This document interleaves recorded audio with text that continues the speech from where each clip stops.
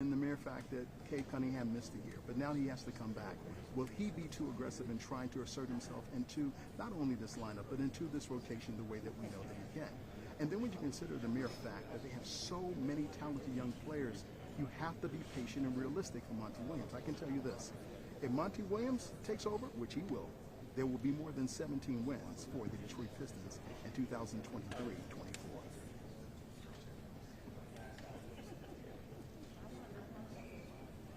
You know, Jeff, I thought perhaps you were going to ask another question because you have so many questions, but I've got a question for you. As a guy who worked in Philadelphia, and when they went through so many different coaching changes until they thought they got the right guy, and that right guy did not turn out to be Doc Rivers, do you see similarities of how they're trying to rebuild and make things better here?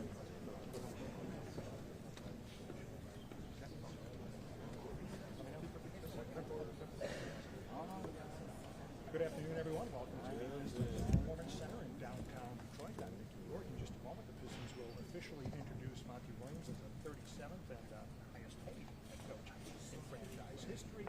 Pistons owner Tom Gores and Kevin Detroit will be on the stage with Monty here in just a moment. Most, if not all, of the Pistons players are in attendance today as well. Also joining us this afternoon is Pistons. You know, in reference to that, I think you go back to what is the whole thing about Monty Williams. He is a guy who gets along, teaches well with young players, players who, let's face it, you've got Cade Cunningham, you've got so many of the great young players that are on this team, but here's a guy who can relate to them. See, what they're getting is someone who has been to the NBA Finals. Everyone who's ever put on an NBA uniform wants to play in a championship. Monty Williams has been one win away from winning a championship. Unfortunately, the Phoenix Suns were not able to pull it off. They got a new owner. The new owner wanted to go a different direction. Monty Williams was not part of that plan. But here, I tell you, with Troy Weaver, I believe that he'll be able, and Troy Weaver is the general manager, to come through and make this team play up to the potential and even beyond the potential that they have. First of all, you've got to have a leader that the players are going to believe in, the players are going to respect, and the players are going to say, he is our guy. And when Monty says something, that's exactly as it happens. He doesn't play games. He's not a slickster. He's very straight about everything that he does. And as we continue to sit here and wait, it's like 8 minutes after 5 o'clock. And it looks like they're about to take the stage. So ladies and gentlemen, here it is. You see the man, his name is Monty Williams. He is the next head coach of the Detroit Pistons. We want to see how this press conference plays out. The owner is there, as well as Troy Weaver. We'll start right now. Monty Williams, he's coach of the Detroit Pistons. Okay, good evening, everybody, and welcome to the Pistons Performance Center, where we're here to introduce Monty Williams as the 37th coach in the Detroit Pistons history. I'm Mark Barnhill. I'm Tom Gores' business partner and member of his ownership team, also an alternate governor in the NBA infrastructure. I want to make a couple of quick kind of housekeeping introductions before we get started. First of all, recognize a number of people in the audience. Holly Gores and members of the Gores family, welcome.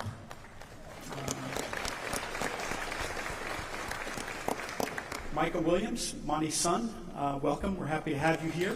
Welcome to Detroit. And Spencer Breaker, Monty's agent, is here as well. Happy to have you here, Spencer. Arn Tellem, Pistons vice chairman, also member of the ownership team and alternate governor, and his wife Nancy. Welcome. Good to see you guys. George David and other members of the basketball operations staff. George is here in the front. I think the basketball ops staff is over there, including Dwayne Casey. Welcome, everybody. The business operations staff is here as well. Our Pistons players.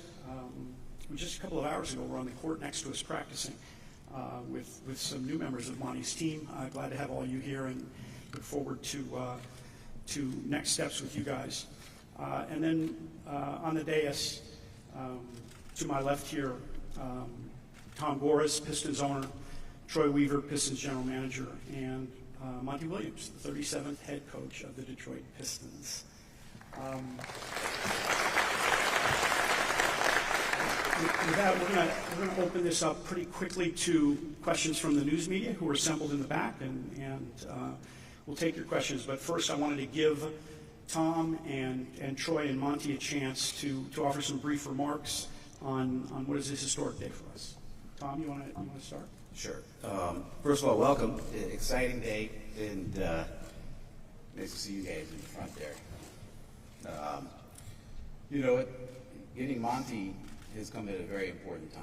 And, you know, the one thing that I always think about when great things happen is who to thank for it. And, you know, Troy, I know you hate this stage, but you cleaned up the roster. You know, you did, I think, everything important. You had a lot of hard times sometimes and so on, but you really did all the tough things these last few years and cleaned up the roster. And Monty, you recognized this roster, our players over there, way to hang in there. You know, I think it's an important time, and you guys hung in there, great attitudes, and that's, you know, to a man, everybody. Monty, obviously, thank you for believing. Appreciate it, and you guys will get a chance to ask Monty a lot of questions. And Dwayne Casey, you're here somewhere. I want to thank you for passing the baton. And I know it wasn't exactly how you wanted it to go, but you left this team with respect and truth and love, and we can't take the baton without that. And we went through a lot of hard times with each other, so appreciate that. And then, to me, the MVP of all this and being able to get Monty is his family. You know, he has 6 kids, his wife Lisa, and maybe he got outvoted. I'm not sure. He came out of retirement, and everybody else wanted him, but I think we're lucky enough to have him. So we just go into the Q&A and go from there. Okay. Let me ask Troy, do you have anything you'd like to say? Just to piggyback off Tom, we're excited about today, but Monty arriving here is huge because of the work that's been put in from this entire organization, from the business side to the basketball side, the belief people have in us restoring the Pistons. The staff has been tremendous with Coach Casey and his staff, and the players have done is the reason Monty's here. He believes in what we're doing going forward. And think about this. We did not have the best record in the league, actually the worst. And teams with the best records in the league was after this guy. And he wanted to partner with us and lead the charge because of the work that you guys put in to a man, to a woman in this building. And we're going to continue to stand on that and continue to do things the right way now that we have a new coach, a new leader. But it's a testament to you guys. And Monty, I'm sure will touch on it, but when we talked, and Coach Casey and I used to talk about this all the time, put our locker room up against anybody, any other team in the league. Believe in these young men over here, what they're about, the right things. And we're here now, and we're excited for this next step. So I'm just grateful for Tom and ownership of providing the resources and the support that we need to continue to march forward. Okay, thanks, Troy. Coach, A, welcome. B, before we throw it open to the reporters, do you have any kind of brief remarks you'd like to make? Yeah, I'm just thankful. God has blessed me with these opportunities to not only play in the NBA, but to coach. And I'm grateful for the trust that Troy had in me, not just for this job, but for a while. It's been a great friendship, partnership, going back to OKC, and to be here with him now is a true blessing. And Mr. Gorge, your generosity, it's changed my life at the right time, and been a huge blessing to my family. We've had a lot of things going on, and the patience that you all extended to us has made the difference. It has allowed for us to be here in this position, to have my baby boy here today. You can smile. One of my best friends as my agent, and Spencer, and everybody that's put the work in here and laid the foundation for me to partner in this. I just want to say thank you. But to these men over here, to have the whole team here outside of Boyan is amazing. It messed me up this morning in the meeting when I found out all you guys were here.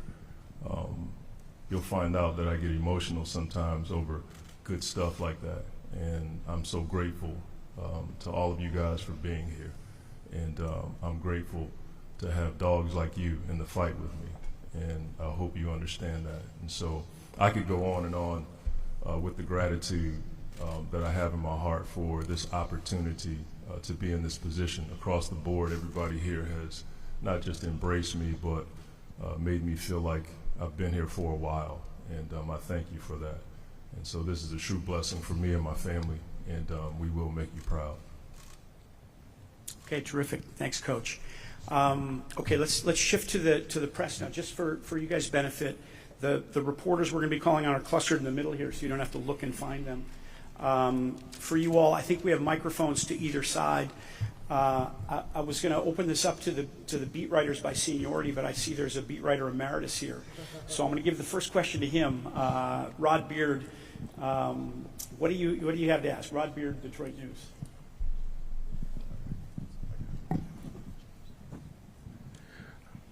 Welcome, Monty. Thank you, Mark. This is for Tom. Just how important was it for you to be able to try to provide the best coach that you could with everything else that's in place, the training facility, everything, but to try to make sure that you brought in the right coach at the right time? Yeah, it was critical. It's a really important time, and I think, what I kept thinking about, and I mentioned Detroit. Detroit and I sat for 5 days before we met Monty. He was at my house, and, it was also about these players over here.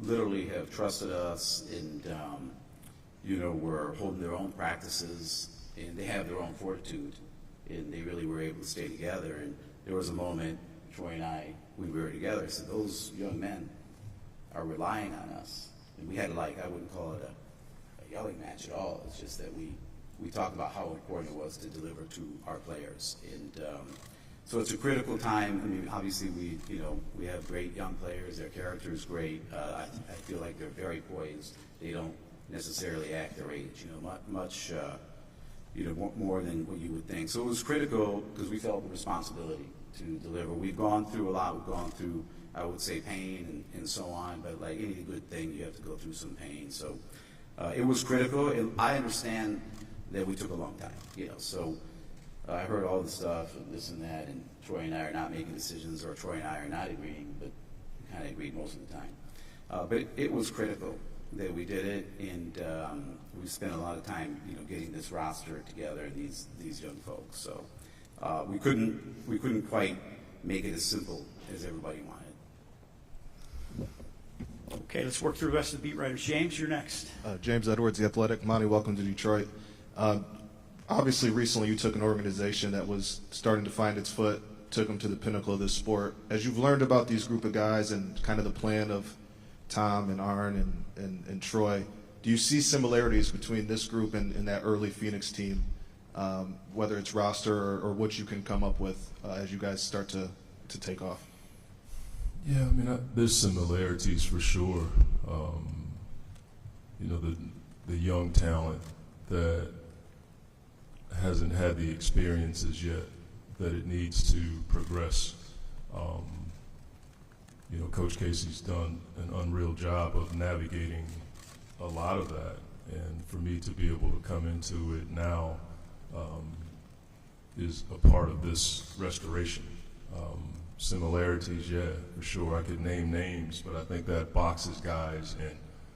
When I look at the talent that we have, I'm careful not to compare in placing names on guys, because I don't want them thinking they have to be this particular guy. I want them to be the best version of themselves in a unique way.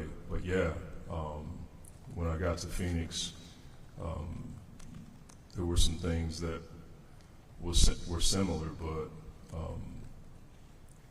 I'm not trying to redo that. You know, that was there, this is now, and we have a chance to restore. And that was something that Troy kept saying that piqued my interest when he said restore. It was never rebuild. And I think it was something that he learned from his dad. When something has been great, you can restore it back to greatness. And that, to me, was more or part of the selling point as opposed to trying to redo what we did in Phoenix. Monty, my name is Amari Sankoff for the second, Pistons beat writer for the Free Press. Nice to meet you and welcome to Detroit. Thank you. Just for you, what was the process to get to this point? You know, obviously it's been a busy month. Kind of what went through your head when the Pistons first reached out, and what kind of brought you to here now where you felt that this was an opportunity that you couldn't pass on? I mean, it's too much to even talk about today. You know, Troy reached out to me right away after Phoenix, and for me, you know, you marry yourself to the job, and so there were many emotions that I was going through, and then to get, you know, that call from Troy kind of gave me a bit of confidence because you weren't feeling that great about getting fired, and but I had a situation personally in my family that needed attention, and I talked to my wife today about whether or not we should talk about that publicly, but that was a huge part of my decision-making. Patience that Troy and Mr. Gores had with me and with us as we navigated that told me a lot. My wife found out that she had breast cancer during the playoffs, and the reason that I bring it up is to not talk about my family, but to make it more of an emphasis that women need early detection testing. We had genetic testing done, and then scan after scan after scan, and then we found it early, and that may have saved my wife's life, and it can save others. And so as we navigated all of that, and talking to Troy and telling him, man, I couldn't, you know, right now because I got to take care of my family. And then we got great news that we would find out about her situation a lot earlier than we thought we would. And out of the blue, I got a text from Troy after they had their powwow about me, which I thought was totally off the table. I was with my kid at a tryout. So just all of that was on my plate, you know, losing a job, family situation, and then being dad, traveling with my kids and doing a few things. And then out of the blue, I get the text from Troy, and then it just went quickly after that. Hey, Monty. Mike Curtis, the Detroit News Pistons beat writer. Congrats and welcome to Detroit. Thank you. You mentioned, well, you have a history of developing players and developing teams, specifically lottery teams and the championship contenders. When you look at your guys over there, what is it about this group that kind of stands out to you, and how far do you think this group can go ultimately? Well, first, you know, I get a lot of credit for that, but these partnerships that all of us as head coaches understand, we can't do anything without an assistant coaching staff, a medical staff, a management staff that all buys in. You know, that's the way it works. You got to have ownership. You have to have support staff. All of that has to be on the same page. That's in place here. You look at the talent on this team. You look at the vets on this team. You look at the trials that they've been through the last few years. It doesn't just give you hope. It gives you excitement.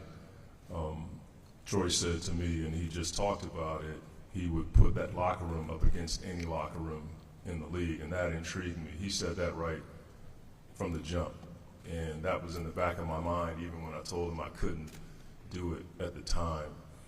But then I was talking to my mentor, Pastor Bill, and when I got the job, he said, you think you're going to be what they need, and he said, I think this is what you need, and that really impacted me about these guys. He was making the point that after looking at the roster and looking at the talent and doing some background work on like every guy over there, because he's just that dude, he said, these guys are going to be good for you. And that was a huge blessing to me to hear that, because it's always the other way around. A coach is supposed to come in and change everything. I'm looking forward to how they're going to impact me in a cool way. Congratulations, Monty. My name is Corey Woods, Pistons beat writer at MLive. You talked about how you felt after your situation with Phoenix, and then Monty gave you the call and gave you a little bit of confidence. How does it feel now for you to be taking over one of the NBA's storied franchises and leading the charge to restore it? I mean, we'd be here too long talking about that. I mean, when you think about the history of this organization, this city, as it relates to basketball, like, it's a storied franchise. I've gotten so many phone calls from guys who played, text messages from guys who played here. That's been really cool for them to say they're happy about me being here. I got a text call from Derek Coleman, and I'm just glad DC likes me, because when you get a text from DC, you're not quite sure. He was excited. Across the board, like different players historically who played here, Chauncey was one of the first text messages I got. That meant a lot. So that should tell you about the players that have been here, what they feel about this team. And I want to, I think Troy feels the same way. In fact, I know he does. Like, I want to have success here to the point where people think I'm from Detroit, the way that they think Dave Bing is from Detroit, even though he's from D.C. I want to have that kind of impact here. And like I said, I marry myself to the job. And I told the players this morning I'm going to give them everything I have, because it has been a franchise that has a rich history. And that's something that's important to me. Jamal Collier from ESPN. Monty, congrats and welcome. My question is for Troy and Tom, though. You hire a coach that's been to the finals, that it has the track record that Monty has. Do you view this as a signal or a message that you guys are ready to win, ready to start competing at a higher level with this team, or sort of what do you think a hire like this can do to sort of help accelerate that in the win column as far as going forward? Well, Monty's Monty. So the thing, first, the roster is much better than what it was, right? And we had to clean up a lot of things. And then Monty is Monty. He has this amazing balance to have structure and strength and all these things. He threads the needle. But then, as he said, he's emotional. He doesn't mind getting to know the players and live life with them. And if you really kind of look at what we've done, and Monty, thank you for all the nice words for both of us, but we really also figured out with Monty, and I didn't know you were going to share what you shared, how life and basketball are compatible, and they should be. I mean, we do this for a living, we're in basketball, but life is ultimately a little bigger than basketball. In our ability, I think, together, being compatible about that, I appreciated and respected what Monty was going through, and I don't think there's any reason that life and basketball can't be compatible. So I think that Monty's a great leader for these young men, but he wants to win, and Troy and I discussed that. We think, we're capable of winning. And a lot of our young folks, and it's in our veterans as well, but our young folks have really improved. I mean, there's a ton of improvement that's happened over the last few years. So I think, we're safe. Troy, you can finish the answer there, but. Yes. We're ready to take a step forward. We had a lot of injuries last year that derailed us and slowed us down. But no, we're ready to take a step forward. But that's no different than anything else. We're ready to go. Okay, who's next? Bob, go ahead. Bob Wanowski from the Detroit News. Welcome, Monty. You've been as high as you can get, short of winning the NBA championship. You've taken over rebuilding teams before. What made you want to, in a sense, start over again with another rebuilding team? I know it's not called rebuilding, but a team with the worst record in the league. What made you want to take this on instead of just taking time off? I mean, the quick answer is obviously Troy, the players, and the money. I mean, that's something that people don't talk about. They always say it wasn't the money. I always laugh at that. I think that's disrespectful. When somebody is that generous to pay me that kind of money, one, that should be applauded, and two, it should be talked about. You know, all of us as head coaches could go coach in our hometowns, not travel as much and be home more and, you know, have less stress. And so, yeah, it was those variables and more. I like those challenges. I like the process of building. I like seeing players get better. I like seeing a guy for the first time understand what it's like to navigate crunch time situations. You know, that's a part of the process that I enjoy. There's a number of other things, but at the end of the day, this is a get to and not a got to. You know, these jobs in the NBA as head coaches are privileges, and there's only 30 of them, and so I've always looked at it that way. And so that we could go on and on about the blessings that go with these positions, whether it's, you know, taking over a contending team or a team that's on the rise. I don't think I've ever lost sight of the fact that I'm blessed to do what I get to do. Terrific. Vinny? Hey, Monty, Vince Goodwill, Yahoo Sports, welcome. Along the same lines as what Bob asked, your name was mentioned for Philadelphia, Milwaukee, teams that have championship aspirations. Along those same lines, how long did it take you to unmarry yourself from the Phoenix experience because of the way that thing ended? I mean, to be straight, I don't think you do that right away. You know, you just have to have the fortitude to move forward. I'll always look at that as a special place in my history as a coach and as a person. Before I went to Phoenix, I was viewed a certain way. That experience has allowed for me to be here. And so for me to sit here and say that I've moved on, that's just not the case. You know, I love those people there. I'm grateful for what they did for me and my family. When you get fired, it doesn't mean it has to be contentious or there has to be silliness that goes with that. I don't believe that. And yet, when somebody shows this kind of confidence in you, it gives you confidence to move forward with them in a cool way. That doesn't mean I have to diminish that situation or that organization. And so for me, you know, whether it's getting drafted by the Knicks and playing for the Spurs and whatever capacity I played or coached in, I think all of those places are a part of your journey. You don't have to divorce yourself emotionally, even though you move on with a different team. Go ahead, Vince. Welcome, Monty, to Detroit. Vince Ellis. My question for you is, Tom mentioned that you met with Troy and him at his home in California. Was there anything specifically about that meeting with those two gentlemen that made you think, okay, yeah, this is the place for me?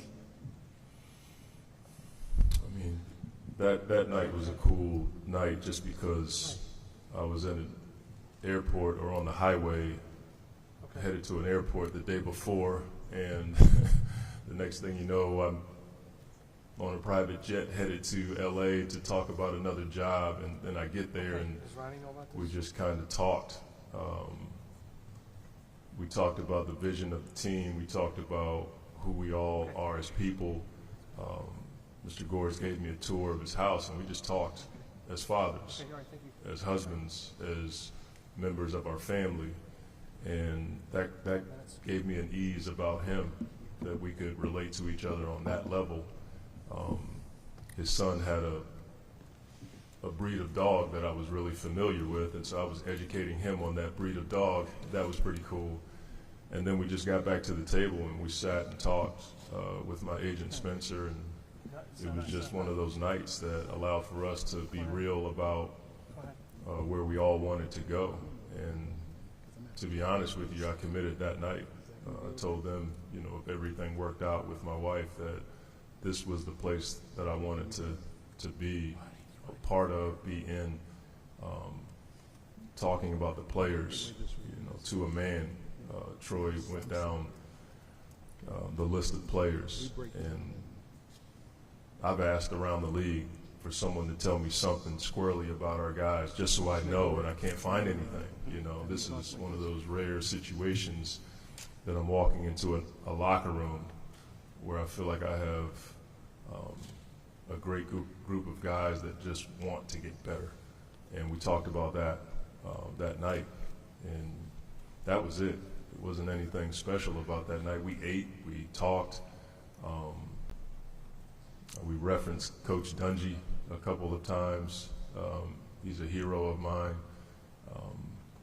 It was just a normal conversation, but just listening to them and their passion for the team, these players, and this city made me want to be a part of it. Great. Sean Winter with the Detroit Free Press. Welcome, Monty. I'm curious about the players. When you look at them, what do you see basketball-wise? You know, the thing, you see the talent for sure. You see the size. When I talk to them, they all look me in the eye, which is impressive. I text them and they get right back to me, which is rare in the NBA, and you see it today. You know, I don't think I've ever seen a press conference for a head coach and all the players show up. That's what I see. A hunger, a desire. They all want it. It really gets to you when you think about it. And so I could go on and on about what I've seen on film. I also have talked to them about what we need. You know, we need to do some things a lot better, and they've all been willing. They've all been receptive. That's something I've seen. And so I'm impacted by that. You know, it's not, I can't say it's rare or not rare because I don't know every situation, but I know in my experience, if you're asking about similarities to Phoenix, that was what was similar. You know, those guys were hungry, they wanted it. I remember my first meeting with Devin Booker. He was like, "Coach, whatever you need, I'll do it." And that allowed for us to have the kind of success that we had there. Again, I want to do more. I want to do different. I want to make sure it's unique to this particular team. But yeah, I look at these guys, I see a lot that excites me. Okay, who's next? Anyone? Hi, Monty. Brandon Dent of Uber Sports. Can you speak to the relationship between you and Stephen Silas and what you envision him being here, a part of the Pistons organization? Yeah, I mean, Stephen's, we all know he's a great coach. He had a situation in Houston that's a lot like this. He had a young team that he had to navigate and teach and go through some rough times. But the person that he is something that I've admired for a while. He and I have gotten to know each other over the years, and it's amazing how we kind of fell into him coming here because I hadn't even thought about him being the lead assistant.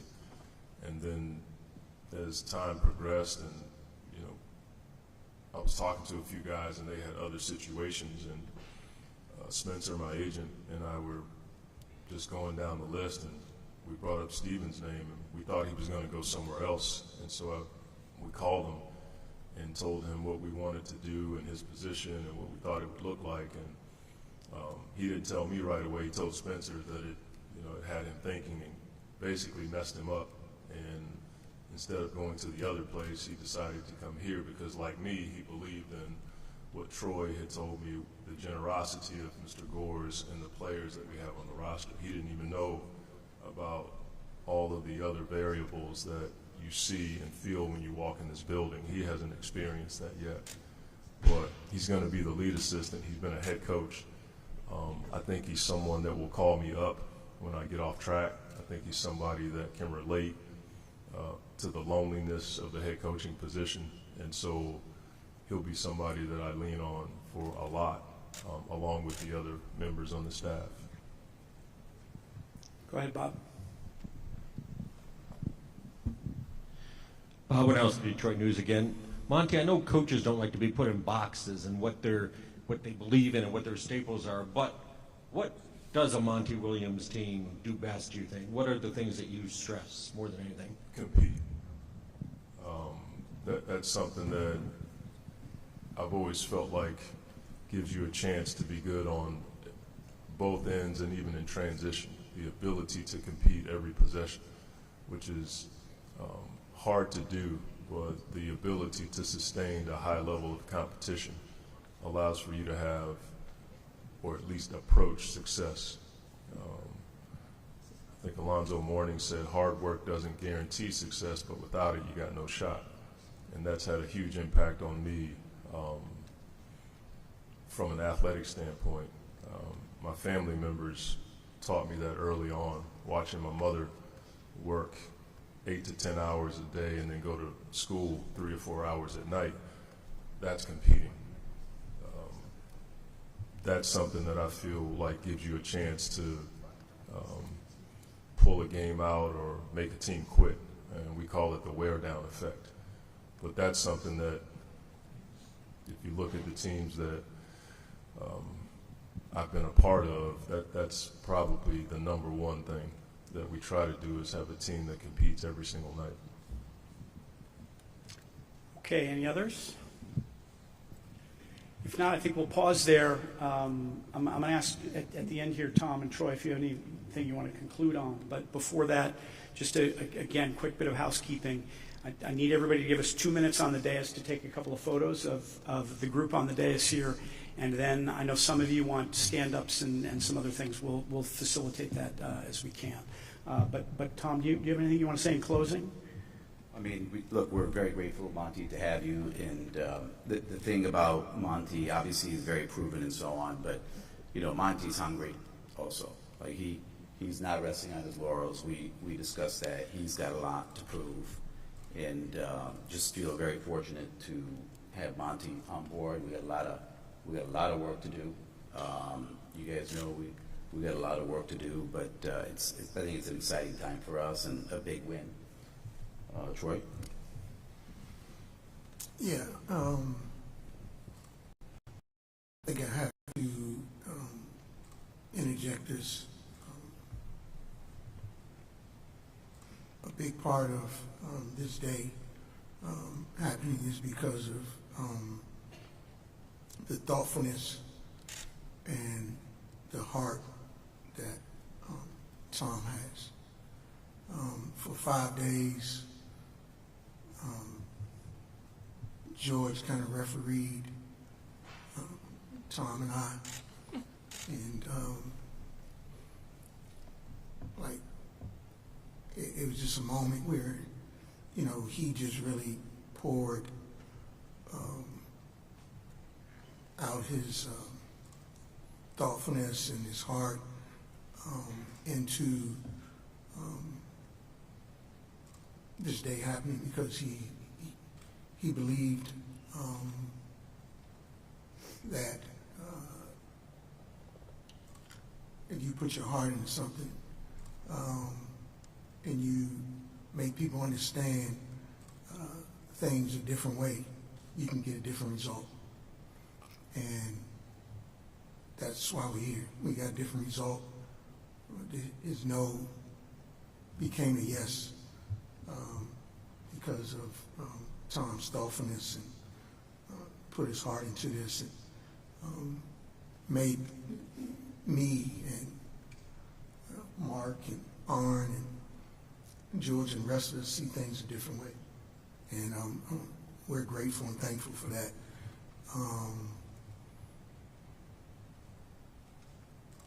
that doesn't easily happen.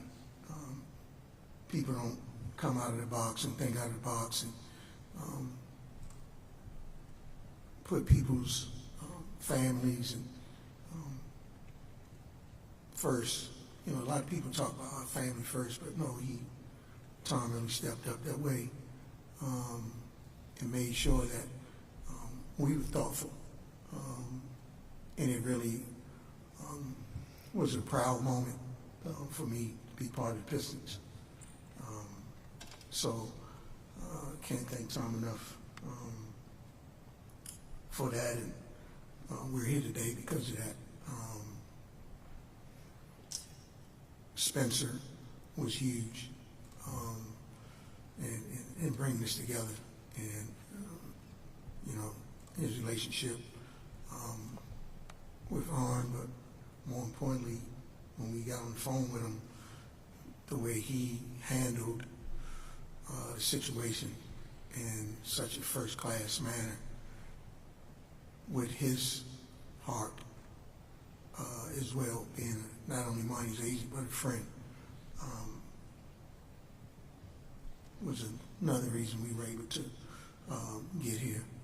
So just grateful for this day, because a lot of people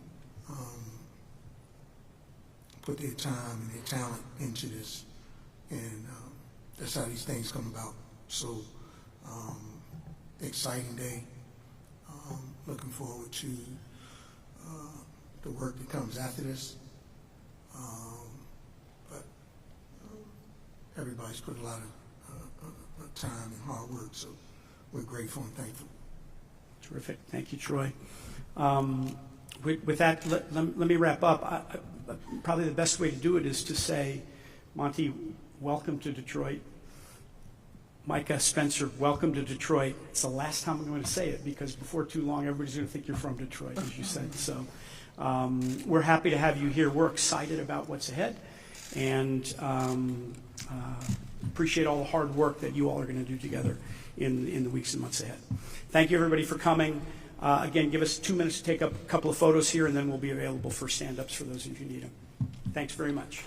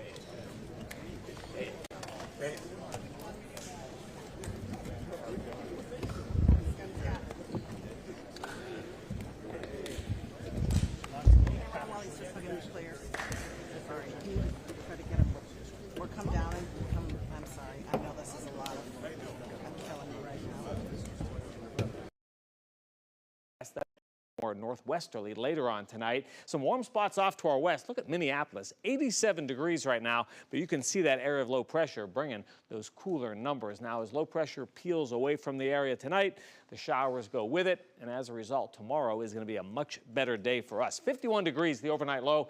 Look at that. Here's your Wednesday forecast. Sun and clouds back to 76, and then a great-looking stretch for the weekend, but more showers likely on Thursday. But then we're looking good Saturday and Sunday. Rupen tearing a full check at the top of the hour. All right, I know you were being modest and pretending like you didn't know, but 1 million pennies is $10,000. So, or more, because those pennies are worth a lot in that guy's house.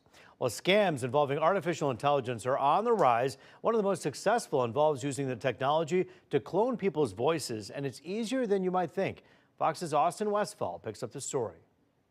Oftentimes, a criminal will trick somebody into thinking that they're speaking to a relative that needs money for some reason, like a car crash or ransom for a kidnapping. Experts say that these kind of scams are disturbing, but they're effective. This is, without hesitation, the scariest thing I've ever seen. Scott Herman is the founder of financial and identity protection company IDIQ. He says criminals just need a 20-second clip of someone talking, often pulled from social media, and they can make an eerily similar clone of their voice. All the way to the point that a mother can't tell the difference between her own child and a machine. It was just exactly like Noah. It was unbelievable. It's scary. Jerry Scally got a call from his grandson Noah last month saying that he was having a very bad morning. I said, what happened? What's wrong? He says, I was involved in a car accident and I have a broken nose. But then Scally thought something sounded off about the voice. The person on the call spoke a little slower than his grandson, so he hung up and likely avoided a scam. His grandson was actually at school just fine. These are sophisticated groups of people. They're often overseas. They're working out of an office building. IDIQ says voice cloning scams are relatively new. They've only started getting reports about them within the past year. You know, the worst part of this is every week we're getting more calls. We're seeing more victims. And the reason we're seeing more victims is because it's effective. The FTC does have tips if you get a call from a loved one asking for money. They say that you should immediately call that person back at a phone number that you know is theirs. And if they're not answering, then you should contact a family member or a friend that can help you get in touch with them. In Charlotte, Austin Westfall, Fox News. It's disturbing to see, disturbing for a lot of people to see in Hamtramck. Some say a resolution before Hamtramck City Council this evening is designed to take the city back in time. The story next. You've heard us talk about the historical precedents of former President Donald Trump's federal charges. We sat down with two experts to ask them why this should matter to voters who are living paycheck to paycheck. Why one attorney says this case is a bit harder to defend than his previous indictment in New York City.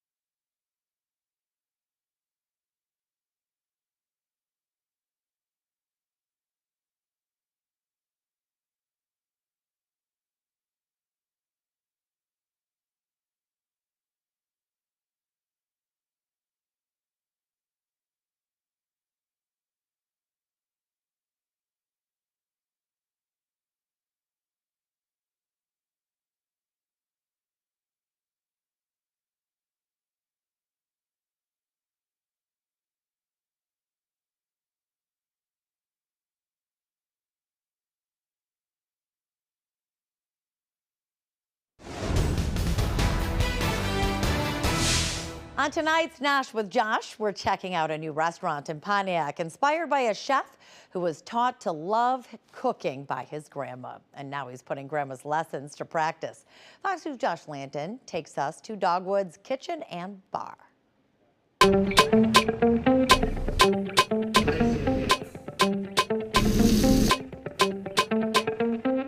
Located at 1101 Walton Boulevard, a good central location in Pontiac, food and freshness are the focus at Dogwood's Kitchen and Bar. Bang Bang Shrimp. Crispy fried shrimp with creamy Peruvian sauce. And it just has that perfect amount of spice where you're like, man, this is good. Give me some more. One reason the flour is always seasoned. A simple but very significant method. You don't season the meat. Well, you can't season the meat, but you definitely season the flour. Right, that's for sure. The crab cakes are very popular, yummy, and hearty. We do shrimp and crab and spices, and why not? We don't like to put a lot of bread inside of our crab cakes. Yeah. So it's mostly meat, you know? So the only bread you're gonna see. Mostly meat, not bread. Slightly coated. More meat. More meat. Less bread. Exactly. This is one I took home to enjoy for myself. We're gonna make a salmon bowl. This is kind of a little bit on the healthy side. It's a blackened salmon, and it has rice, corn, beans, avocado. You know, so it's kind of a healthy, but you know, it's a good, rich, you know, dish. Steak bites are good. Oh my goodness. And once we sat at the table, I tried the fajita salad. Esto es para la ensalada, ¿verdad? Sí. The fajita salad is pretty much a fajita and a salad. So it's a welted salad. It's kind of it's a warm salad. The meat that's used there is a skirt steak, and it's Angus choice. We are a little healthy during our Nosh segment, just so you know. Vegetables are people. Working for you. Fox 2 News at 6 starts now. For the first time in history, a former U.S. president is charged with a slew of federal crimes. Donald Trump appearing in court today, pleading not guilty to 37 counts related to mishandling classified documents. Trump is accused of stashing boxes of sensitive documents at his Mar-a-Lago estate in Palm Beach. He's charged with violating the Espionage Act, obstruction of justice, willful retention of national security information, and more. Now, Trump denies any wrongdoing, and at his arraignment in Miami today, he didn't speak, but afterwards, he made a stop at a Cuban restaurant and had plenty to say to his supporters. I think it's a rigged deal here. We have a rigged country. We have a country that's corrupt. We have a country that's got no borders. We have a country that's got nothing but problems. We're a nation in decline, and then they do this stuff.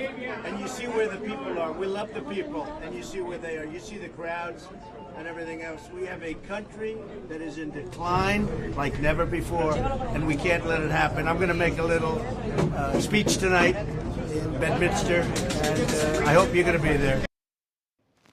If convicted on all counts, Trump could face decades in jail and millions of dollars in fines. So how could this case impact Trump's presidential campaign? He said that even if he is convicted, it won't stop him from running. Fox News' Brandon Hudson has more on what this all means for voters, Brandon. Well, Taryn Roop, I have the indictment in one hand, and thanks to Attorney Todd Perkins and his team, I have the notes on how this case might go. We want to know why this should matter to our viewers, who are the voters, some of which who support Donald Trump. Todd Perkins says that Trump's case impacts how America is viewed by the rest of the world on an economic level. And for a country with a reputation for being one of the most powerful, to have a former president face some serious federal charges, that is not a good look. This indictment is different than most indictments. While former President Donald Trump appeared in federal court, we've sat down with Attorney Todd Perkins about this historic case. While Perkins has no connection to this indictment, we asked him to break down this remarkable moment. You look at some of the things that are inside of this indictment are damning. And a lot of it comes from the mouth of our former president, Donald Trump. As Perkins showed us the copy of the indictment, he explained prosecutors put more factual information in this paperwork than most indictments. It indicates the seriousness of these charges, which Perkins says have international implications on security. For Trump's attorneys, Perkins says the initial defense will cover whether Trump had knowledge of the documents being classified. He's also going to say that I didn't necessarily bring these boxes or move these boxes around. I think there's going to be other information and other witnesses to say differently. He is going to say that, he's always going to use the imprimatur of some Americans don't like me. Speaking of playing up the politics of Trump's case, Dave Dulio, an Oakland University professor of political science, says some of Trump's Republican presidential opponents have already done that. Dulio says they're not necessarily defending Trump, but targeting the Department of Justice, who's going after the former president. If I'm Ron DeSantis, if I'm Mike Pence, even if I'm Tim Scott or Perry Johnson or whoever is running in this large number of Republican candidates, do I try to go after his fan base, Trump's fan base? And how do I do that? It's hard because they are very, very loyal. The chances are so much better for Republicans who want to move on from Trump. The chances are so much better if they have one alternative rather than 6 or 7, right? Because that's what's another thing that just plays right into his hands. It sounds like to me, to throw in a sports analogy here, when teams say we have 2 quarterbacks, you really have no quarterback. So for the Republican Party, if they have 6 or 7 alternates, they really have no alternates. I think that's fair. I think that's a great analogy.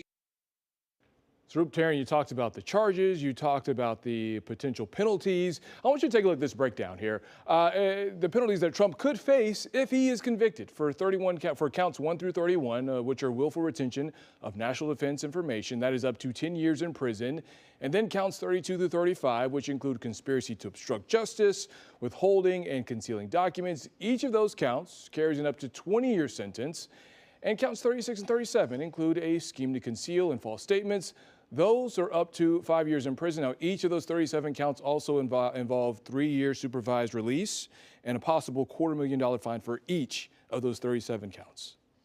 Yeah, I think this is it. We were just talking about this, though. A lot of people don't realize there's nothing in the Constitution that prevents somebody from running for president if they've been convicted of a felony, but that would be tough to do if you were, in fact, behind bars. Yeah, so that's never happened before. Right, unprecedented. But neither has this, a former president that's facing charges. That's never happened before either. So it is possible, and this could take years to be resolved. So we could be looking at former president becoming President Trump again, and then him having to face these kind of legal issues. So the possibilities are endless here. Yeah, and it's interesting because, you'll hear the former president say, hey, Biden had some suspect boxes, more than 1,000 of them in his Delaware home. Hillary Clinton had classified documents. But the difference here is the fact that this president actually shared those documents with other people and said, hey, look what I have. Yeah. And those declassified, those documents hadn't been declassified yet. Yeah, so a lot of that is in this indictment here, where a lot of the stuff, the information in the beginning of the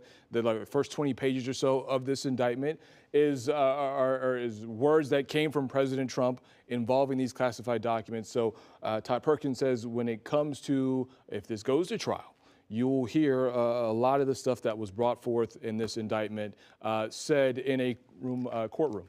This is just the beginning. It is. Yeah, thanks, Brandon. Thank you, Buckle up. Well, we have some breaking news. Murder charges in the death of 17-year-old Zion Foster. Her cousin, Jalen Brazier, is charged with first-degree murder in the case.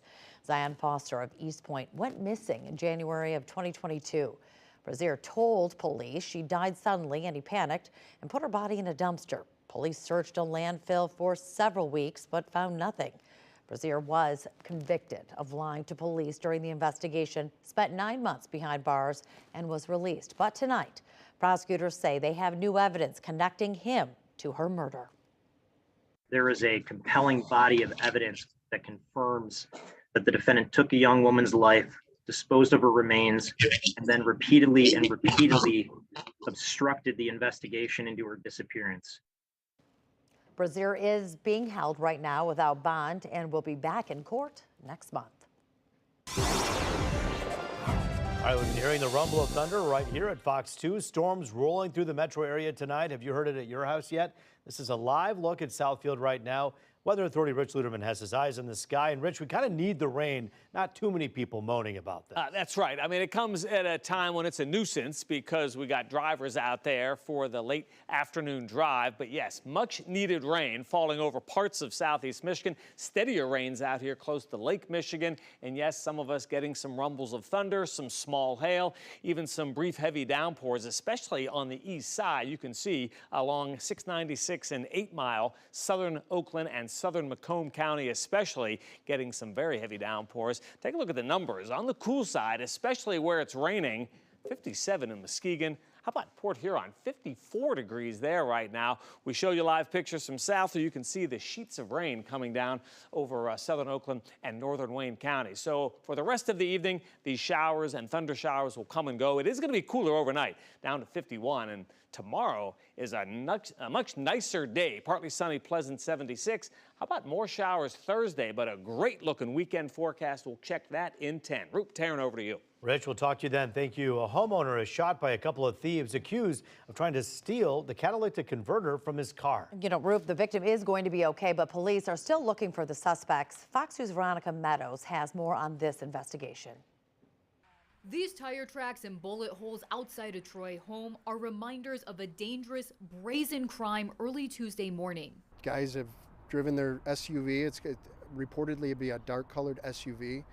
Had pulled right up on their grass, right next to the vehicle, underneath, cutting with power tools. Troy Police Sergeant Jason Clark says a 30-year-old man heard that commotion and went out front of his home near Fredmore and South Boulevard. He just called out. I don't even think he knew exactly what was going on. He just called out to them like, hey, what are you guys doing? The man's family says 2 suspects cut the catalytic converter off this Impala and tried to cut the converter off this truck. Police say the suspects fired 2 gunshots, shooting the victim in the leg before speeding away. The man's family says he's a new dad. They're grateful he will recover. Meanwhile, police believe the same thieves are responsible for stealing another catalytic converter nearby.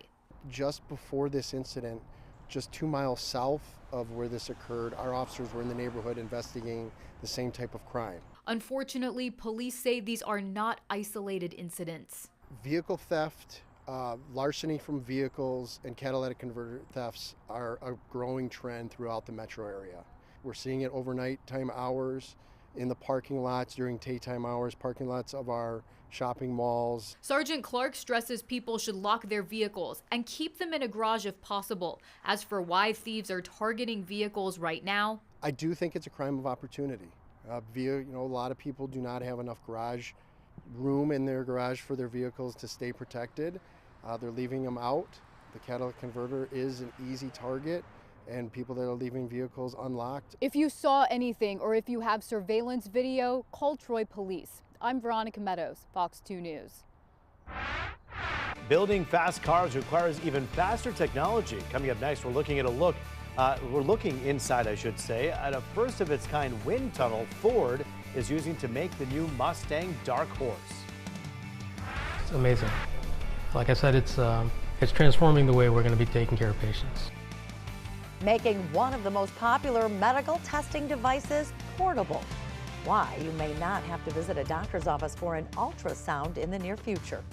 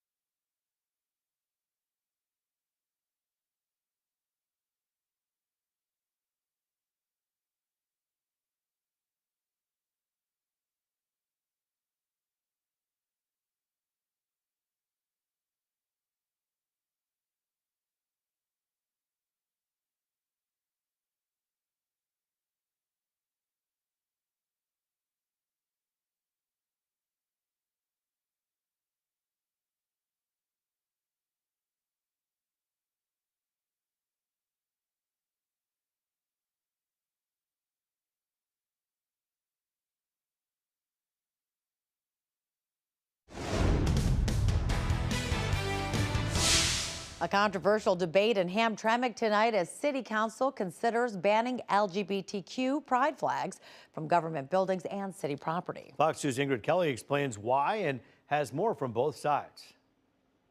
It's disturbing to see, disturbing for a lot of people to see in Hamtramck. Residents and business owners say pride flags in Hamtramck are being targeted. It's been torn off my porch 3 times now. I have the pride flag in my business. It was stolen, the first flag I had out, so now I keep it inside the window. It's not the message the city's former mayor believes communicates what the city is all about. We are a welcoming community. The city's former mayor believes a resolution which prevents the placement of some flags on city-owned property also does not represent the city. When I look at this resolution, I see a step backward. We are confirming the neutrality of the city of Hamtramck.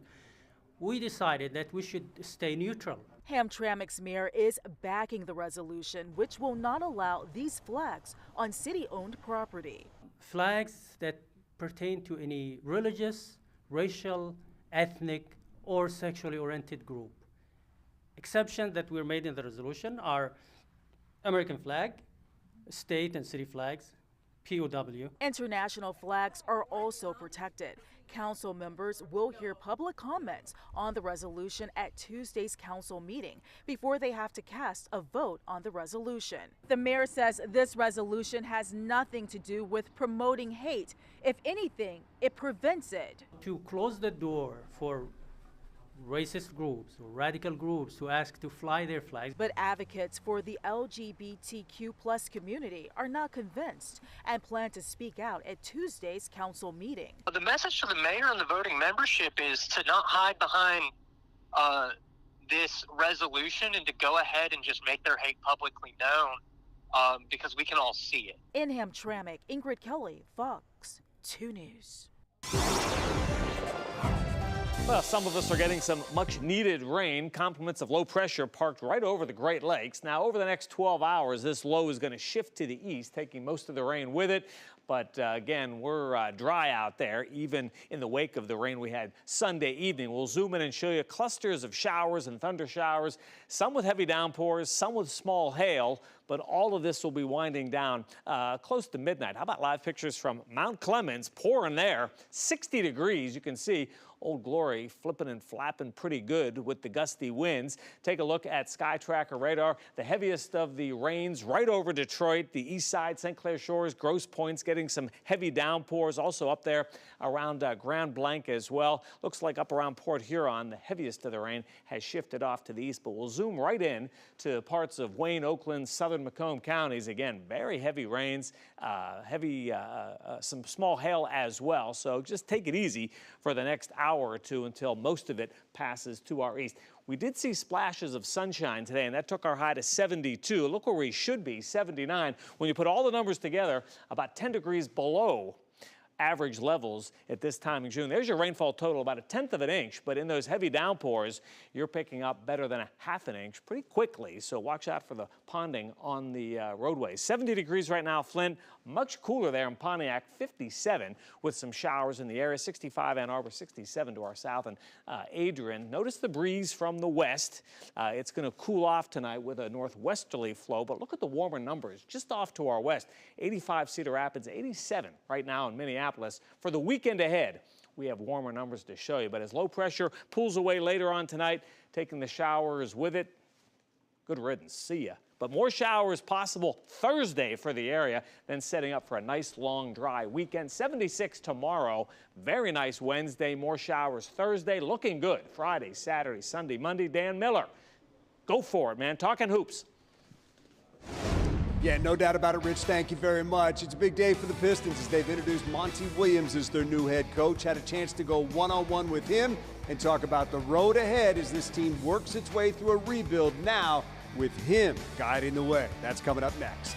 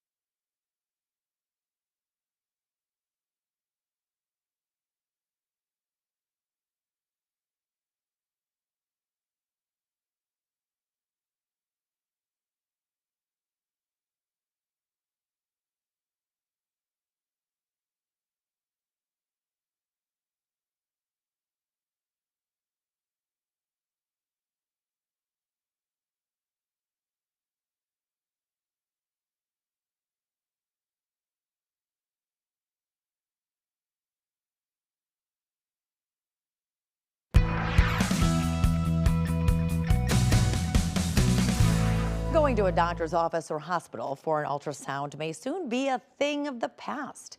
Medical researchers have developed a groundbreaking new device that can perform certain tests using a smartphone or tablet.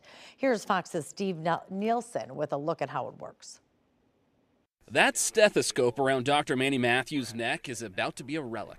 That's going away. Now what we're going to be able to do is what we used to listen for, we could actually see. He showed us firsthand in less than 30 seconds. He pulled out a portable ultrasound and started to look inside himself. I must be a little dehydrated because the vessel next to the carotid is collapsible, and that's the internal jugular vein right there on the top. This is the future in action. The hospital classrooms at Banner University Medical Center are filled with first-year interns learning something new. Here's where you're going to have micro fanning move. Good job. How to use and read portable ultrasounds. It's kind of shifting from an optional skill to really a mandatory skill because we've proven that it improves outcomes and it improves our ability to treat patients fast. Ultrasounds now require appointments and a machine to get internal imaging. The limiting factor is that they're confined to the office. But with a phone app, that's all changing. It's amazing. Like I said, it's transforming the way we're going to be taking care of patients. EMTs, general practitioners, all medical professionals may be able to use these in the next decade. Now we're at the point where the technology is good enough where it could be in our medical bag, and it could be in the offices, and it could be portable where we can do house visits and do examinations at home. So it will be the standard of care for everyone. All right, guys, big day for the Pistons organization as they have introduced Monty Williams as their new head coach. Tom Gores, the team's owner, said it's a critical time for the organization, and he is the right guy to lead it. I had a chance to talk to Monty Williams about this and asked him about his emotions as he accepts this new challenge. There's obviously excitement. There's also the idea that there's a lot of work to be done here. I think once you get through the press conference and you do all of the media obligations, you lock into the work. And there's a preparation for that emotionally because it takes a lot out of you. But it's also gratifying because it gives you something back, and I'm looking forward to that. So I'm grateful for these opportunities. I'm grateful for the trust that Mr. Gores and Troy have in me, and I'm looking forward to a bright future. Well, as this unfolded, it seemed to take a while, and folks wanted you to be the guy. But you shared the reason for that today. Your wife was diagnosed with breast cancer during the NBA playoffs. You shared that. But one of the reasons you did that was that you can also now be an advocate for other people to get checked. And I just wonder what you can share about that. Yeah, we talked about it today. We weren't quite sure we were going to talk about that situation at all. And before the press conference, I called and we talked and we prayed, and I asked her about it, and she was like, no, honey, if we can use this platform to help other women understand how important it is.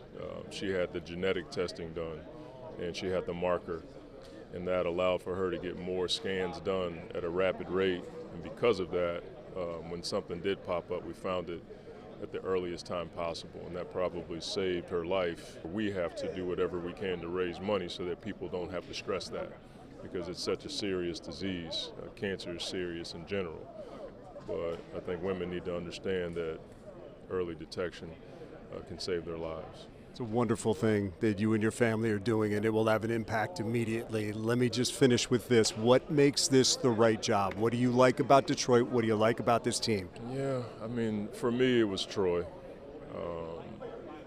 I've known Troy for a while. Troy's a lot like me in that we just want to do our job and go home. We worked together in OKC. I love the way that he went about his business. His confidence in me gave me more excitement than I can express. And then listening to Mr. Gore's vision and obviously the generosity that he shared with me and my family, and a few other things. To come to a city like this that has a historical reference of greatness, you want to be a part of that and experience that someday, and that excites me. Yeah, guys, and Monty Williams said it in that interview. Troy Weaver said it after the press conference today. Once this is all done, now the hard work really begins. And that's taking a team with the worst record in the NBA, making them relevant again. Monty Williams will be the guy to lead the way. Tigers and Braves scheduled to start downtown in about 15 minutes. That's not going to happen. There's weather blowing through, as you might be able to see behind me. It is pouring right now. So they're going to try to wait out that weather delay and see if they can get that game in tonight. All right, guys, that'll do it from here at the Pistons Performance Center. We will send it back to you in the studio. It's great to hear from Monty. We wish his wife so much health and, yes. and a turnaround here. In the meantime, though, you know, a hefty paycheck that he's getting, but hefty expectations too. Yeah, look, there are expectations when a new head coach comes in, but in particular when a new head coach that's been the NBA Coach of the Year, that has led a team to the NBA Finals. And I asked Troy Weaver about that, what the impact of somebody with that kind of resume has on players as he comes in. He said it's a big boost, and I think you could see that today. All of them, except Bojan Bogdanovic, who couldn't be here, showed up for his introduction, and he said that had a lot of meaning for him. Just look out and see all of his players here. So, guys, now the work begins. Pistons try to get back to winning, and that begins with Monty Williams leading the way. Well, we're excited to see what happens next. Thanks so much, Dan. Thank you, guys. We have much more ahead in our next half hour, including this. Artificial intelligence is changing so much about the world, and now it's changing what we eat.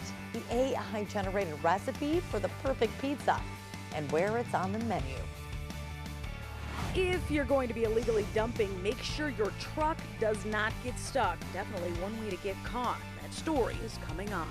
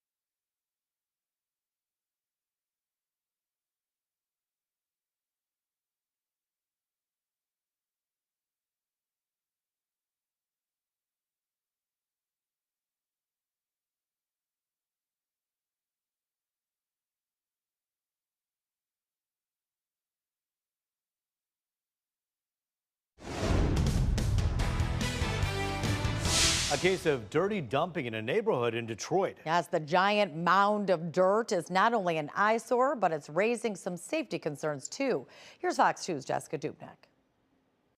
The fact that we were able to catch somebody, it makes us feel kind of good. Gotcha, an easy get for Detroit police in the city's demolition department. A couple of alleged illegal dumpers in southwest Detroit caught after their truck gets stuck Tuesday. So those that are considering this, consider this a warning. The contractor's truck had to be towed out. Meantime, neighbors notice the dirty dirt they dumped filled with debris and who knows what. It'll be sent out for testing to see how it has to be remediated. It's a nice neighborhood. It always has been. Yvonne has lived off 30th Street near 94 since 1952 and looked on as this all unfolded. Apparently, the crew caught was actually hired by a resident to fill in low spots with topsoil in the area, but took it to the wrong spot owned by the land bank. Then they got stuck. That's when legit crews with the city's demo department saw what was happening and stepped in. I'm glad that somebody's watching, because I wouldn't know if it was illegal or not. The contractors were ticketed, and now it's under investigation by Detroit police. We want to make sure that while we're dealing with the blighted structure, we don't want to have more blight come and take its place. Those contractors with Gamboa Construction told us that they plan to fight those tickets and that the only reason they dumped the dirt there was because they were stuck and they needed to lighten their load. Jessica Dupnack, Fox 2 News. A mysterious death in Southfield after a woman's body is left in the middle of the street. 23-year-old Mia Canoe was found the night of June 3rd. Southfield police say she was at a party and the night ended at the Coach House Apartments off 9 Mile near Providence Hospital. She was in the car with a female driver and a male passenger. Surveillance video shows the car on Providence Drive. A rear door opens and Mia fell out or was pushed out of the car. Her mother wants answers and knows someone out there knows something. If they could just tell the true story of what happened and why they didn't go back for her, or why they didn't help her more, I would really want to know that. After days of no brain activity, Canoe's family made the tough choice to take her off life support and donate her organs. A Port Huron man seen on body cam video punched in the face by a police officer is now suing that officer. Oh, I'm going to kick all four asses. No, you're not. Put your hands on your back.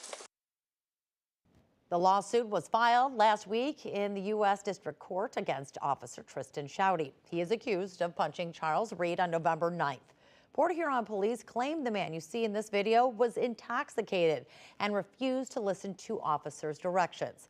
The officer was disciplined by police, according to a Facebook post in February, though. And Fox 2 has reached out to the city and police. We are still waiting for a comment. Well, dozens of nursing home workers go on strike following months of contract negotiations with little progress.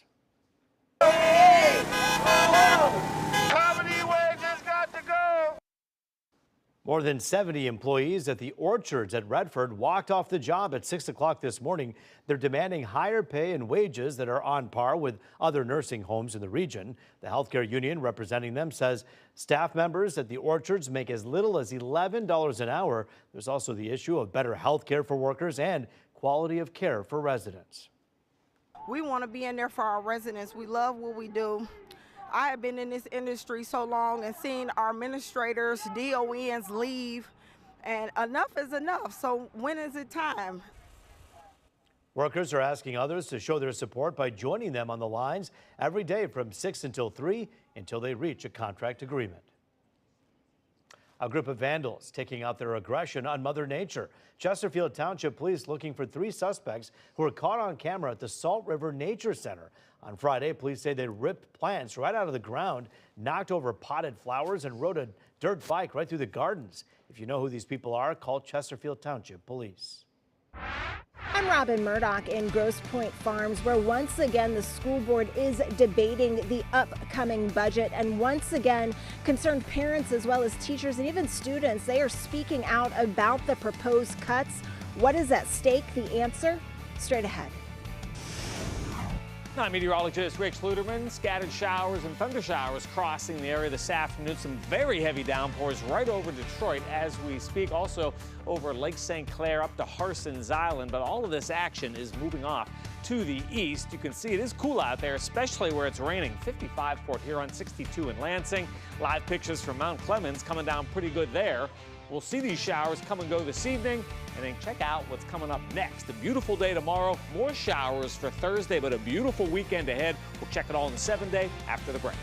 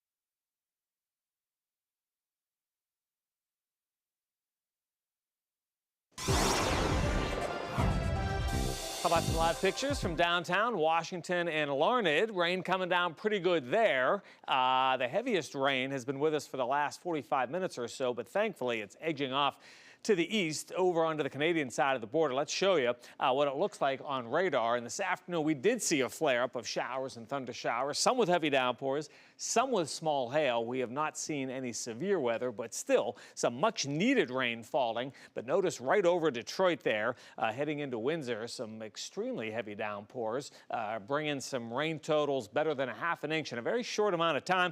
Notice up along the lakeshore for Mount Clemens and Anchor Bay, some heavier rains there. Take a look at what it looks like live outside of our studios in Southfield. Some splashes of sunshine trying to peek in, but still for the remainder of the evening, we'll see some more showers come and go. How about City Airport? 57 degrees. They have the showers and the storms on the east side.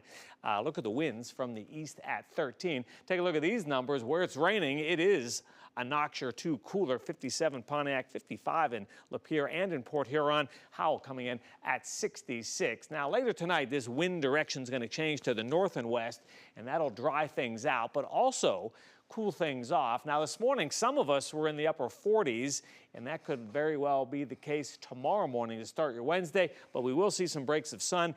Easy to see this area of low pressure parked right over the Great Lakes. 57 Grand Rapids right now, 61s for Fort Wayne and Pellston. Look at that on the edge of your screen. 87 degrees in Minneapolis right now. We're not going to get that warm for the weekend, but warmer numbers are coming for Saturday and Sunday. So low pressure is parked over the region this evening. Watch what happens overnight. Low pressure pulls away from the area. Now, one more piece of energy comes down on a northwest flow Thursday. So tomorrow's a dry day. Thursday, some more showers are likely. For the rest of tonight, coming and going, the showers will. 51 is the overnight low. 76 tomorrow. Good looking Wednesday. Very pleasant. A breeze with low humidity. And then how about this for a winner of a weekend forecast route? Friday, 78. A pair of 82s for Saturday and Sunday. Plenty of sunshine. A full check tonight at 10. All right, thanks so much. Rich, we'll talk to you soon. Governor Whitmer has signed a bill that will help Detroit police keep more of its officers. The legislation was passed last week. It allows police agencies to be reimbursed if a recruit leaves the department after completing the police academy. Detroit Police has lost many of its own recruits to other departments. Now, if a recruit leaves DPD after less than a year, the department will recuperate 100% of that recruit's training costs. Frustration in the Grosse Pointe School District after another heated board meeting. Fewer students means less money, and now they're looking to cut jobs. That's right. It's a move that they're hoping to save some money. In fact, $4 million in next year's budget is what they hope to save. Fox 2's Robin Murdoch with the story. We need your thoughtful leadership and your guidance. We don't need to be talked to like we are children. Right now, it doesn't feel like this budget, these cuts, respect any of the people that are actually here making these decisions. Another heated meeting of the minds in Grosse Pointe Farms on Monday night inside Brownell Middle School as school leaders once again debate how to best balance their $103 million budget, while educators, parents, and students once again bashed what's being proposed. Our teachers, our counselors, you're putting down on a chopping block for what? A student ratio that hasn't been updated since the 1960s? You're crippling not only my home and school, but countless other students. Our clubs are losing advisors, kids are losing mentors. You are losing the future of your community. The Grosse Pointe Public School Board during its latest session authorized layoffs to help offset the district's declining enrollment, but did not approve a budget yet. The board is still considering a couple of different options. The most popular trims some $4.6 million by cutting teaching positions and programs. Nothing you've done has been in service to the students, sir.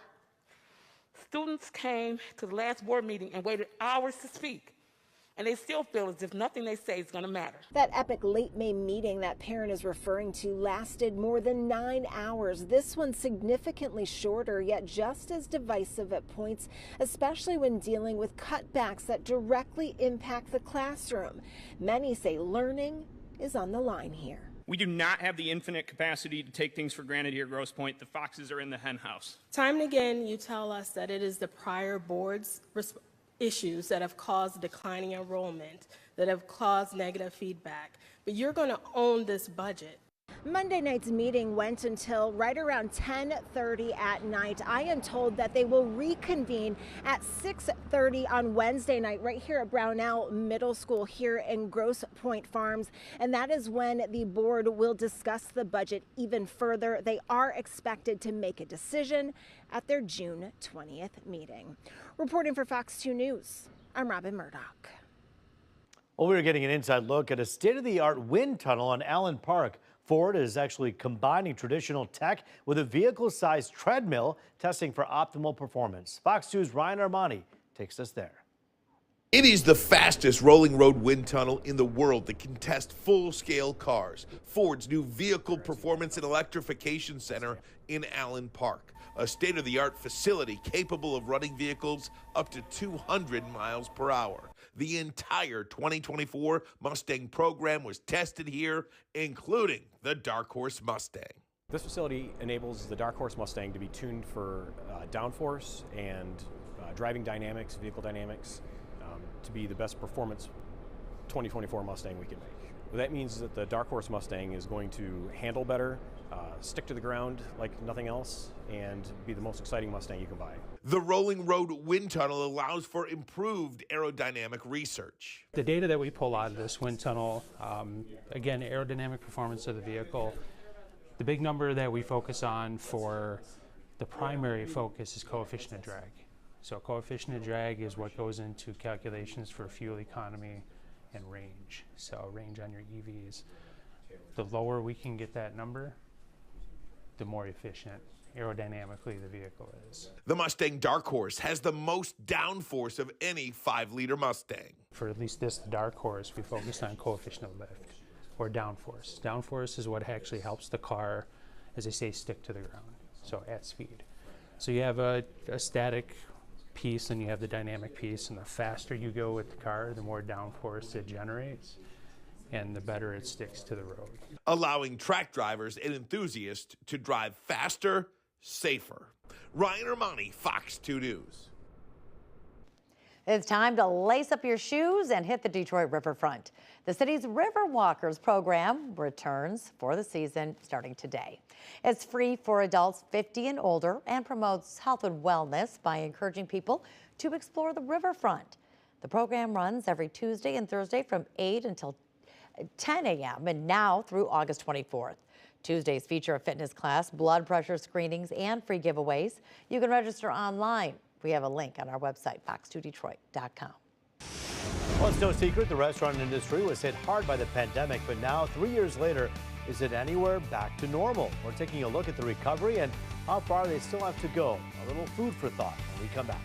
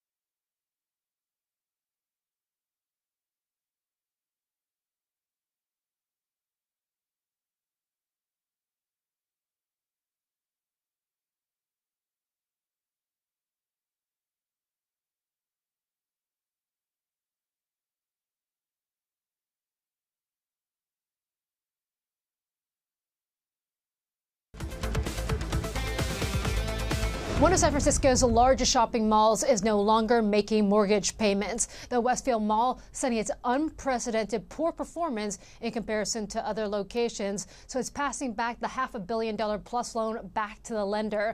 And this comes after Nordstrom's, the mall's largest tenant, announced its departure in August. The store says that rampant crime and unsafe working conditions are the reasons that it decided to close the location. Billionaire Mark Cuban says that companies like Target and Bud Light going woke is a good business model, despite both companies suffering major financial losses. He was quoted in a Pittsburgh Post-Gazette op-ed saying that there is a reason almost all the top 10 market cap companies in the U.S. can be considered woke. It's good business. And this comes as Target's market cap has fallen more than $15 billion, with shares approaching a 52-week low. And for teens and younger adults looking for summer work, you may want to focus on the beach, not the office. According to the Wall Street Journal, lifeguards, ice cream scoopers, and camp counselor jobs are in abundance, with employers upping salary offerings to encourage applicants. According to Indeed.com, lifeguards are needed, not office interns. Postings for summer internships are down year over year as companies continue to lay off office workers. Susan Lee, Fox Business. Well, car insurance rates for Michigan drivers are set to spike as new catastrophic claims fees go into effect. Those with personal injury protection will be charged $122 per year per vehicle, up from $86. And those without so-called PIP coverage will pay a flat fee of $48. The new fees will take effect July 1st. This follows a court ruling last year which blocks the state's auto insurance reform law from being enforced on people hurt prior to the law's passage in 2019. The numbers for the Detroit Grand Prix are in, and the event was a smash. Team Penske says there were about 150,000 people downtown, and more than 1 million others watched from home, making it the third highest viewed IndyCar series of the year. The event also helped raise over $1 million for Detroit area organizations. This was the first time in 32 years the race was held downtown. The Michigan restaurant industry was hit hard during COVID, and now everyone is clawing their way back to the new normal.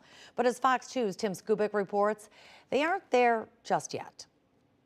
The restaurant industry leaders lament, but to have those idyllic days in the restaurant industry before COVID, before it wreaked havoc with owners and employees, not to mention millions of customers who were locked out for 3 months from their favorite eatery. The restaurant industry, however, at this read is still down 25,000 jobs from the 300,000 it lost during the peak of the pandemic. Really, at one point, 300,000 jobs down when everything was closed. We've been clawing our way back, but it's a different industry than it was before the pandemic. And so why are there 25,000 fewer jobs? A lot of reasons. I mean, I think people have gone to other industries. In addition to losing its employees, many owners headed to the unemployment line as the beer and food stopped flowing. Over 2,000 restaurants closed because of the pandemic, and we are getting them back. I will say this: hope springs ever eternal in the restaurant industry. So we are optimistic by what we're seeing. We're not quite back to where we were, but we are on that trajectory. Are you halfway there? Yeah, we're more than halfway there. The industry has attracted more workers to come back by doubling their salaries and providing more training designed to convince them that this is a career that they should pursue.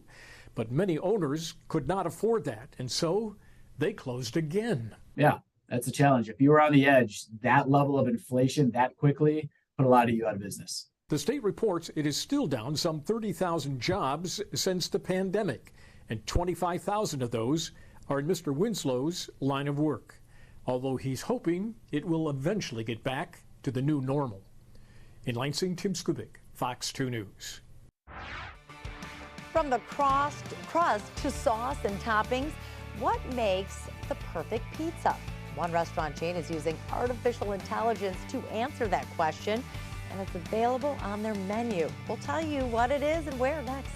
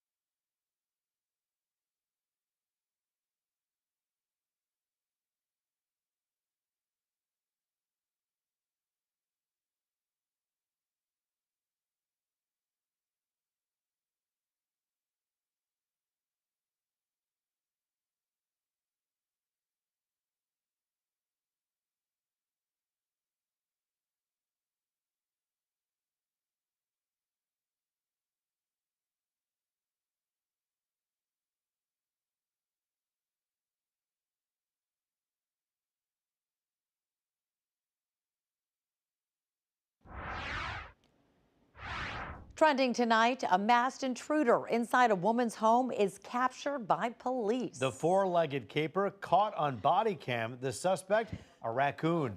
The homeowner called police after her dog started barking and she heard noises in the kitchen. The officer discovered the bandit inside a cabinet. They say it was munching on spaghetti noodles when it was caught. They were able to escort it outside unharmed. No spaghetti sauce for that kid, just the noodles. Just hungry.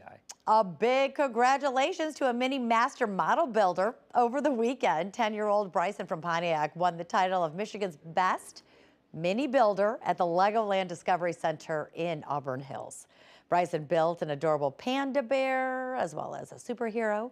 Now he moves on onto the national competition. You can vote for Bryson on Lego's social media from June 21st to June 26th. Go give him a click. Yeah, congratulations to him. Finally tonight, artificial intelligence is breaking into the food scene. Jet's Pizza using AI chatbot software to try and create the perfect pizza. They asked the computer to come up with, quote, a truly delicious pizza combination. The result, a ranch veggie pizza using ranch dressing as the sauce, topped with mozzarella, feta, mushrooms, onions, green peppers, black olives, and tomatoes. Jet's just added it to their menu. It's available until July 10th, and they're even using a chatbot to let customers order it. Wow. I don't know about the feta cheese with the combination of the ranch and feta. No, you haven't had that before? I haven't had ranch. Well, I mean, I haven't had that. I know. We should try it. It's not the healthiest, but it sounds delicious. We should try it on Friday, the Food Friday. Let's do that. Order some pizza. Food Friday at Fox 2. Yes. Well, that is the news right now from Fox 2. We appreciate you watching. TMZ is next. We'll see you back here at 10 and on The Edge at 11. I bet the Jets orders are going up right now. Yum.